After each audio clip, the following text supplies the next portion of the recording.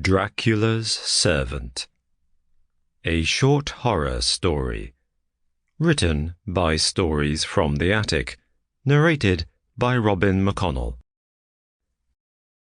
Reproduced below for readers' consideration is the unaltered text of a letter discovered amongst our collections in December of 1927. The letter is addressed to a Dr. John Seward, administrator of the Seward Sanatorium, and was handwritten by the noted psychiatrist Dr. Arthur P. Dowd, himself the administrator of a similar institution, the Dowd and Low Sanatorium, which operated in London up until the latter doctor's mysterious disappearance in late August of 1890.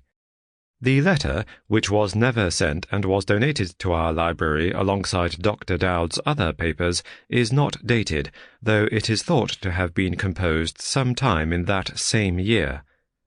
Whilst many regard the letter to be a work of fiction, and perhaps a fragment from what was intended to be the draft of some epistolary novel, a number of factors would seem to contradict this assumption. Firstly, the fact that the letter had been placed inside an envelope, addressed, and sealed.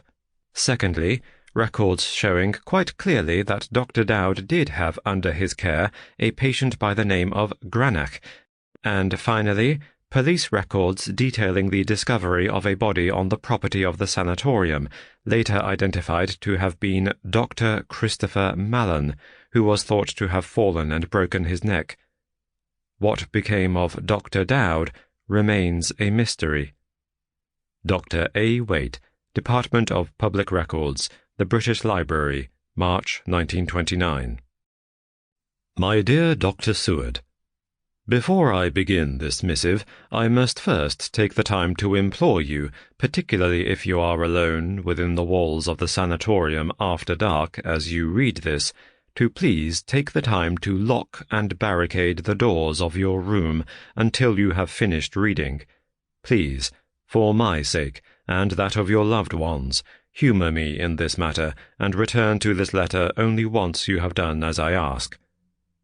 If you have taken the necessary measures, then I shall begin my story.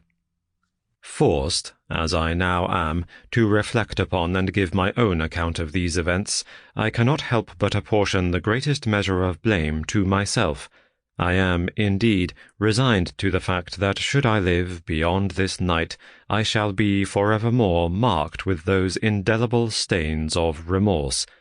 Remorse that I did not act with more haste, and that in the Sample complete. Ready to continue?